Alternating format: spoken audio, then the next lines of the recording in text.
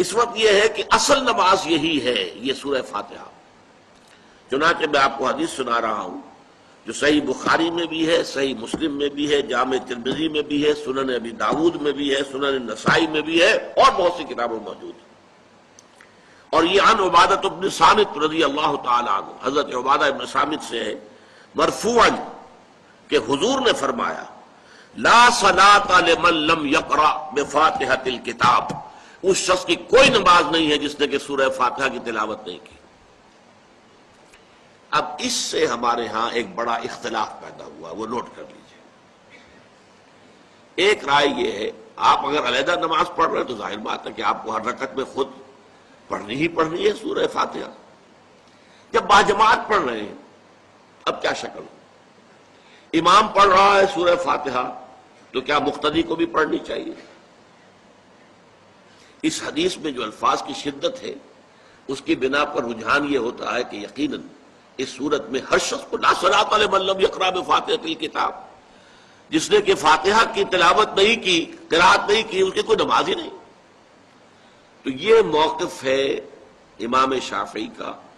یہی مسلک ہے ہمارے اہل حدیث بھائیوں کا کہ آپ چاہے اکیلے نماز پڑھ رہے ہو، چاہے امام کے پیچھے پڑھ رہے ہو، اور چاہے امام جو ہے وہ جہری رکعت پڑھا رہا ہے اور چاہے سری رکعت پڑھا رہا ہے۔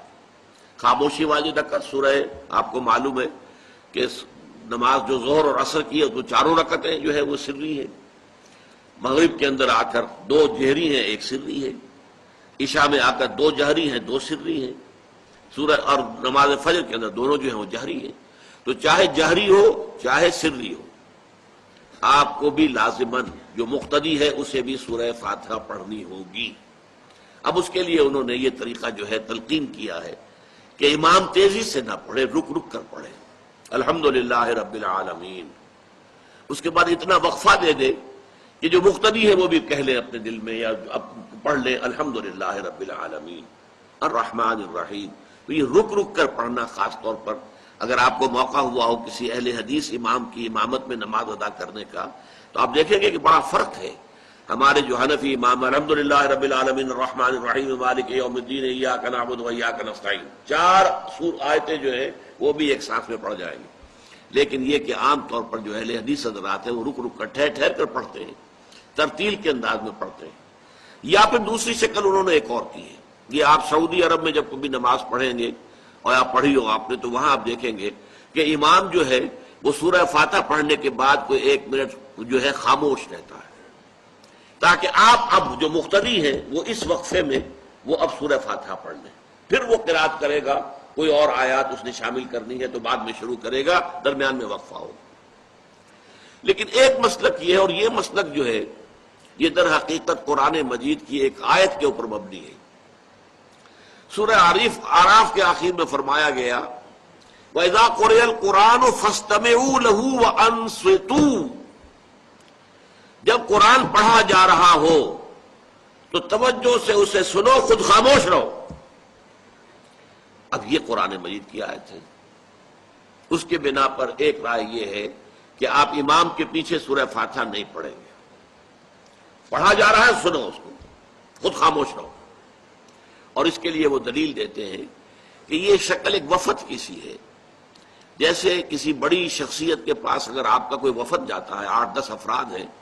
ان میں اسپوکس مین ایک ہوتا ہے، وہ بات کرتا ہے، باقی سب لوگ موجود رہتے ہیں، سنتے ہیں۔ اسی طریقے سے امام جو ہے وہ گویا کہ آپ کا نمائندہ ہے اور وہ پڑھ رہا ہے الحمدللہ رب العالمین الرحمن الرحیم مالک یوم الدین، تو امام کی قرات ہی آپ کی بھی قرات ہو گئی۔ گویا کہ اس آیت سے، اس حدیث سے اختلاف نہیں ہے، اس کی تعبیر سے اختلاف ہے کہ امام کا قرات کر لینا در حقیقت مقتدیوں کی طرف سے بھی قرات ہے۔ اس میں جو حنفی مسلک ہے وہ بہت سخت ہے، اور وہ یہ ہے کہ چاہے سری نماز ہو اور چاہے جہری ہو، ہر کسی بھی حالت میں مقتدی جو ہے وہ سورہ فاتحہ نہیں پڑھے گا۔ اب اس میں ذرا سا سوال پیدا ہوتا ہے کہ جہری رکعت میں تو اس آیت کا اطلاق ہو جائے گا کہ وَإِذَا قُرِئَ الْقُرْآنُ فَاسْتَمِعُوا لَهُ وَأَنصِتُوا، سری میں تو اس آیت کا اطلاق نہیں ہوتا۔ بہرحال یہ مسلک ہے امام شافعی کا، ایک انتہا پر ہے، ہر صورت میں سری ہو یا جہری ہو آپ کو پڑھنی ہی پڑھنی ہے۔ اور امام ابو حنیفہ دوسری انتہا پر ہیں کہ چاہے سری ہو چاہے جہری ہو کسی شکل میں نہیں پڑھنا۔